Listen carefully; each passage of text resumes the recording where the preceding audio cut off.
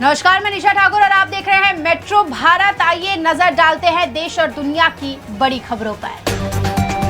America और Iran के बीच तनाव अब खतरनाक मोड़ पर पहुंच चुका है। एक तरफ बातचीत की तैयारी है तो दूसरी तरफ युद्ध जैसी स्थिति बनती जा रही है। अमेरिका ने ईरान को सख्त धमकी दी है कि अगर डील नहीं हुई तो सैन्य कार्रवाई हो सकती है। वहीं ईरान भी पीछे हटने को तैयार नहीं है। समंदर में अमेरिकी युद्धपोत और एयरक्राफ्ट कैरियर तैनात है, जबकि ईरान भी ड्रोन और जहाजों से जवाब दे रहा है। सीज फायर पर अभी भी सस्पेंस बना हुआ है। अगर हालात बिगड़े तो इसका असर पूरी दुनिया पर पड़ेगा।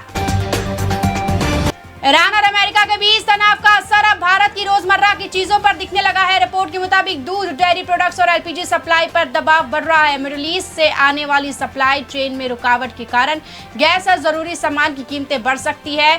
कई जगह सप्लाई में देरी और कमी की समस्या सामने आ रही है। सरकार हालात पर नजर बनाए हुए है, लेकिन अगर तनाव बढ़ा तो आम लोगों की जेब पर सीधा असर पड़ेगा। ईरान युद्ध का असर अब आम जिंदगी की चीजों पर भी दिखने लगा है। दुनिया की सबसे बड़ी कॉन्डम बनाने वाली कंपनी कोरेक्स ने कहा है कि उसकी लागत बढ़ गई है, इसलिए कीमतों में 20 से 30% तक बढ़ोतरी हो सकती है। कंपनी का कहना है कि मिडिल ईस्ट में युद्ध की वजह से सप्लाई चेन टूट रही है और शिपिंग खर्च भी बढ़ गया है। ऐसे प्रोडक्ट्स की सप्लाई में देरी और कमी हो रही है। अगर हालात ऐसे ही रहे तो आने वाले समय में और चीजों की कीमतें भी बढ़ेगी। अमेरिका और ईरान के बीच तनाव के बीच अमेरिकी सेना की सेंट्रल कमांड ने बड़ा दावा किया है। उन्होंने कहा है कि जब से ईरानी बंदरगाहों पर नाकेबंदी शुरू हुई है, तब से अब तक 28 जहाजों को रोककर वापस भेजा गया है। अमेरिका का कहना है कि ये कार्रवाई समुद्री सुरक्षा और प्रतिबंधों को लागू करने के लिए की जा रही है। वहीं ईरान इस नाकेबंदी को अपने खिलाफ कार्रवाई मान रहा है। हालांकि शांति वार्ता की बातें भी चल रही है, लेकिन समंदर में तनाव बरकरार। ऊखीमठ से बाबा केदार की डोली केदारनाथ पहुंच गई और केदारनाथ धाम के कपाट आज से खुल गए। इस मंदिर को भगवान शिव के 12 ज्योतिर्लिंग में से एक माना जाता है और इसे स्वयंभू यानी अपने आप प्रकट हुआ शिवलिंग भी कहा जाता है। धाम को इस बार करीब 51 कुंटल फूलों से भव्य रूप से सजाया गया है। देश विदेश की बड़ी संख्या में श्रद्धालु धाम पहुंच चुके हैं और उत्साह चरम पर है। मौसम विभाग के अनुसार आज दिल्ली और उत्तर प्रदेश में लू का अलर्ट जारी किया गया है। कई जिलों में तापमान 40 से 45 डिग्री तक पहुंचने की संभावना है। वहीं देश में इस समय सबसे ज्यादा गर्मी महाराष्ट्र के वर्धा और अकोला में दर्ज की गई है, जहां पर तापमान 45 डिग्री तक पहुंच चुका है। 40 डिग्री तक की गर्मी पूरे उत्तर भारत में मई के पूरे महीने में देखने को मिल सकता है।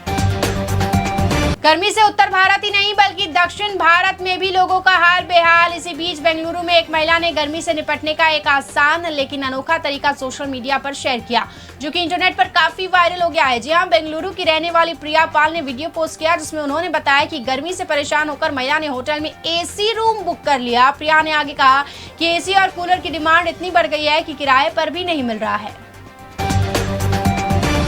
बिहार में स्मार्ट मीटर वालों के लिए नई गाइडलाइंस जरूरी हुई है। बिजली विभाग ने बिजली उपभोक्ताओं को चेतावनी दी है कि जिनका बिजली बिल 1000 रुपए से अधिक बकाया है, वे इसी महीने के अंत तक बिल का भुगतान कर दे। ऐसा नहीं करने पर उनका बिजली कनेक्शन काटकर आपूर्ति बंद कर दी जाएगी। ये नियम स्मार्ट प्रीपेड मीटर लगाने वालों पर भी लागू होगा। अगर उनका पुराना बिजली बिल पेंडिंग है तो उन्हें भी इस महीने के अंदर भुगतान करना होगा। केरल के त्रिशूर जिले से एक बेहद दर्दनाक खबर, जहां पटाखा गोदाम में भीषण आग लगने से अब तक 13 लोगों की मौत हो चुकी है, जबकि कई लोग गंभीर रूप से झुलस गए हैं। पिछले 2 दिनों में ये दूसरी बार फटाखा फैक्ट्री में आग लगने की खबर सामने आई है। इससे पहले तमिलनाडु के एक फटाखा फैक्ट्री में आग लगी थी। इन दोनों हादसों से अब तक कुल करीब 40 लोगों की मौत हो चुकी है। पश्चिम बंगाल तमिलनाडु में थमा चुनाव प्रचार। कल पश्चिम बंगाल में पहले चरण में 152 विधानसभा सीटों पर वोटिंग होनी है, जबकि तमिलनाडु में सभी 234 सीटों के लिए मतदान होने वाले हैं।